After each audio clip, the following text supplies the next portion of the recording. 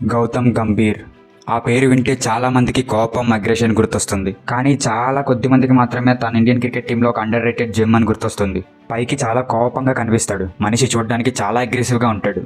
చాలా సార్లు ఓడిపోతున్న Indian cricket టీంని గెలిపించడంలో కీలక పాత్ర పోషించాడు. అతను బరిలోకి దిగి గంభీరంగా గర్జించాడంటే ఆల్మోస్ట్ అవతల టీం జాతకం మారిపోయినట్లే.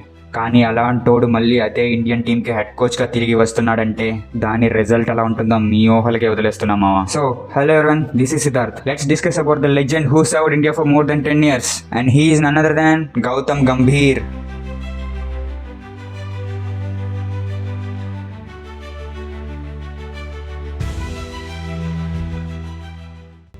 Birth and personal life.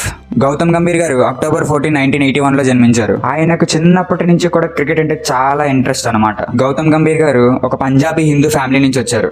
ఆయన father Deepak Gambhir and mother Seema Gambhir. Gautam Gambhir గారికి ఒక సిస్టర్ కూడా ఉన్నారనమాట. ఆమె పేరు Ekta Gambhir. Apart of cricket, Gautam Gambhir ఒక ఫిలాంథ్రఫిస్ట్ అండ్ తన ఒక రాజకీయ నాయకుడు కూడా. గౌతమ్ గంభీర్ గారి తండ్రి ఒక టెక్స్టైల్ వ్యాపారి. గౌతమ్ గంభీర్ గారు పుట్టిన 18 రోజులకే తన గ్రాండ్ పేరెంట్స్ తనను దత్తత తీసుకున్నారు. ఇప్పటికీ కూడా గౌతమ్ గంభీర్ గారు తన గ్రాండ్ పేరెంట్స్ తోనే ఉంటారనమాట. గౌతమ్ గంభీర్ గారు 10 సంవత్సరాల వయసు నుంచే క్రికెట్ ఆడడం స్టార్ట్ చేసేశారు. పవన్ గులేటి అని తన అంకుల్ ఒక ఆయన ఉండేవారు. 1990s లో గౌతమ్ గారు మొత్తం తన అంకుల్ తోనే టైం స్పెండ్ చేశారు. అండ్ ఆల్సో పవన్ గులేటి గారు గౌతమ్ గారికి మెంటర్ గా కూడా చేశారు. ఎలాంటి ఇంపార్టెంట్ మ్యాచెస్ అయినా సరే ఆయన తప్పనిసరిగా వెళ్ళేవారు అనమాట. ఎన్ని పనులున్నా సరే మానుకొని వెళ్ళేవారు. గౌతమ్ గంభీర్ గారు కోచ్ వచ్చేసరికి సంజయ్ భరద్వాజ్ అనమాట. సో గౌతమ్ గారు ట్రైన్ అయిన అకాడమీ వచ్చేసరికి బహదూర్ శాస్త్రి అకాడమీ అనమాట. గౌతమ్ గంభీర్ గారు నేషనల్ లెవెల్లో క్రికెట్ ఆడడానికి 2000s ఇయర్ లోనే సెలెక్ట్ అయిపోయారు. 2011లో గౌతమ్ గంభీర్ గారు నటాషా జైన్ అనే ఒక వ్యాపారి కూతుర్ని పెళ్లి చేసుకున్నారు. Gautam Gambhir's Indian premier league.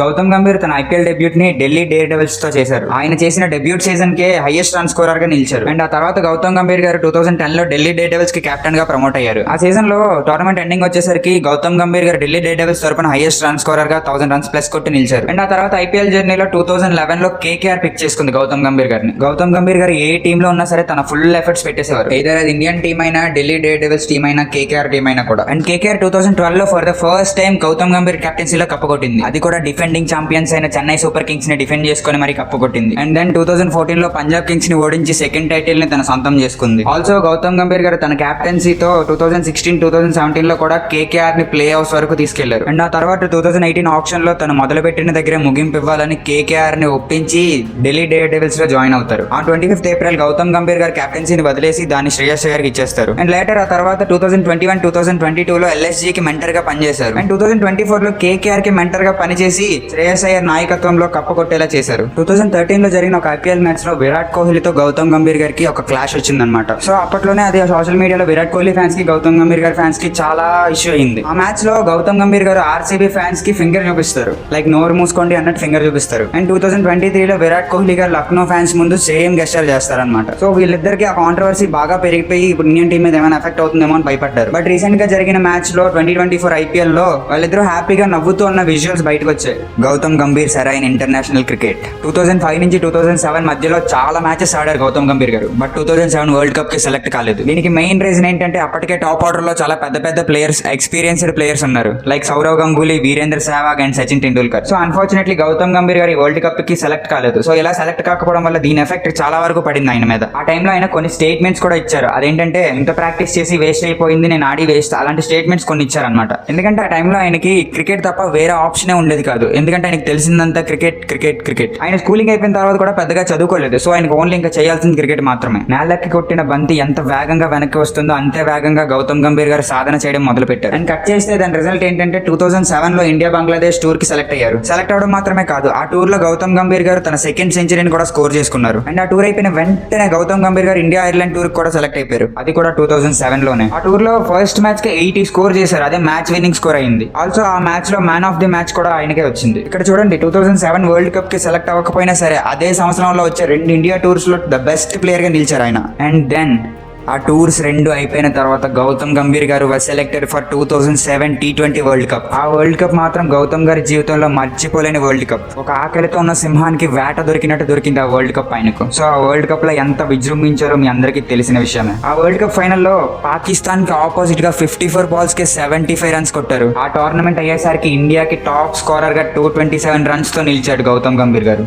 Gautam Gambhir beast mode. 2008 లో గౌతమ్ గంభీర్ గారు ఒక షోల్డర్ ఇంజరీ వలన ఆస్ట్రేలియాతో టెస్ట్ సిరీస్ ఆడలేకపోతారు అనమాట. 2007-8 ఆ టైంలో CB సిరీస్ జరుగుతున్నాయి. ఈ సిరీస్ లో శ్రీలంకకు ఆపోజిట్ గా 102 రన్స్ స్కోర్ చేశారు. బట్ అన్ఫార్చునేట్లీ ఆ మ్యాచ్ వాష్అవుట్ అయిపోయింది వర్షం వల్ల. అండ్ దెన్ అదే సిరీస్ లో 3 వారాల తర్వాత ఆస్ట్రేలియాకు ఆపోజిట్ గా 119 బాల్స్ లో 113 రన్స్ స్కోర్ చేశారు. ఆ మ్యాచ్ లో ఇండియా అన్ఫార్చునేట్లీ 18 రన్స్ తేడాతో ఓడిపోయింది. ఆ సిరీస్ కంప్లీట్ అయ్యేసరికి గౌతమ్ గంభీర్ గారు 440 రన్స్ తో లీడింగ్ రన్ స్కోరర్ గా నిలిచారు. అండ్ ఆ తర్వాత 2008 లో బోర్డర్ గవాస్కర్ ట్రోఫీలో ఆస్ట్రేలియాకి అగైనెస్ట్ గా 7 మ్యాచెస్ ఆడారు.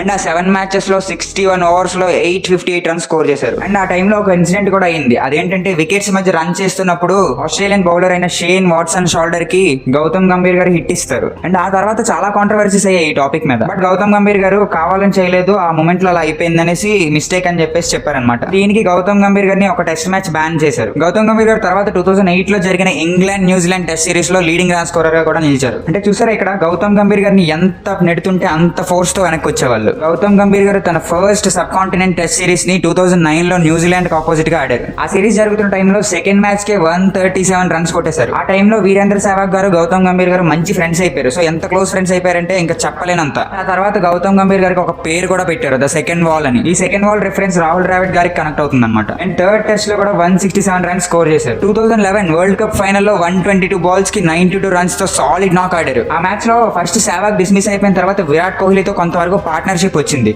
సో వెంటనే విరాట్ కోహ్లీ కూడా డిస్మిస్ అయిపోయినందువల్ల MS ధోనితో 109 రన్స్ పార్ట్నర్షిప్, మంచి పార్ట్నర్షిప్ బిల్డ్ చేశారు. అండ్ ఆ పార్ట్నర్షిప్ ఎంత ఇంపార్టెంట్ అయిందో ఆ మ్యాచ్ ఫినిష్ అయ్యేసరికి అందరికీ తెలిసిపోయింది.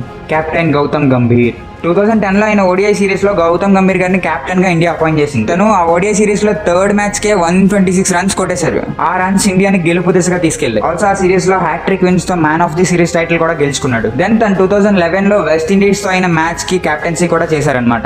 గౌతమ్ గంభీర్ గారి రిటైర్మెంట్. గౌతమ్ గంభీర్ గారు తన పర్సనల్ మైల్ స్టోన్ లో 10,000 పరుగుని 2018-19 లో Vijay Hazare trophy quarter finals ఆడుతున్నప్పుడు చేశారు. అండ్ ఆ తర్వాత 2018 డిసెంబర్ 3 గౌతమ్ గంభీర్ గారు అన్ని క్రికెట్ ఫ్రాంచైజెస్ కి రిటైర్మెంట్ ప్రకటించేశారు. Awards and achievements. 2009 ICC Test Player of the Year, 2009 ICC #1 Test Batsman, 2007 ICC World Cup T20 Champion, 2011 ICC ODI World Cup Champion, 2008 లో అర్జున్ అవార్డ్, 2019 లో Padma Shri. And also most consecutive centuries in tests, most 50+ runs in 11 consecutive test matches, double century in test cricket. And local awards చూసుకుంటే Ranji trophy గెలిచారు and 2 IPL titles గెలిచారు. And ఒక IPL title లో mentor గా కూడా ఉన్నారు. గౌతమ్ గంభీర్ ఫౌండేషన్ 2014 లో గౌతమ్ గంభీర్ ఫౌండేషన్ ని స్టార్ట్ చేశారు. ఈ ఫౌండేషన్ మెయిన్ మోటో ఏంటంటే ప్రతి విద్యార్థి కూడా తనలా కాకుండా చదువుకోవాలి, బాగా చదువుకోవాలని తన మెయిన్ మోటో అనమాట. సో దానికోసం అని ఎన్ని ఫీజెస్ ఉన్నా సరే ఈయన పే చేసేవారు. ఏ ఒక్కరు కూడా ఆకలితో పడుకోకూడదనే నేపథ్యంలో కమ్యూనిటీ కిచెన్స్ ని కూడా స్టార్ట్ చేశారు 2017 లో. అంతేకాకుండా ప్రతి అమ్మాయి కూడా హెల్తీగా ఉండాలనే అవేర్నెస్ ప్రోగ్రామ్స్ లాంటివి చాలా కండక్ట్ చేశారు. న్యూట్రిషన్ ఫుడ్స్ కూడా చాలా ఇచ్చారు ప్రతి మహిళకు కూడా. 2020 లో కొత్త స్కీమ్ ని లాంచ్ చేశారనమాట, గంభీర్ కి రసోయ్ అని. సో దీని ద్వారా ఎవరు కూడా ఆకలితో నిద్రపోకుండా తన కాన్స్టిట్యుయెన్సీలో ఉన్న అందరికీ భోజనాలు పెట్టేవారు. అది కూడా కోవిడ్ టైంలో. ఇది కోవిడ్ టైంలో మాత్రం బాగా హెల్ప్ అయింది. Political career of Gautam Gambhir.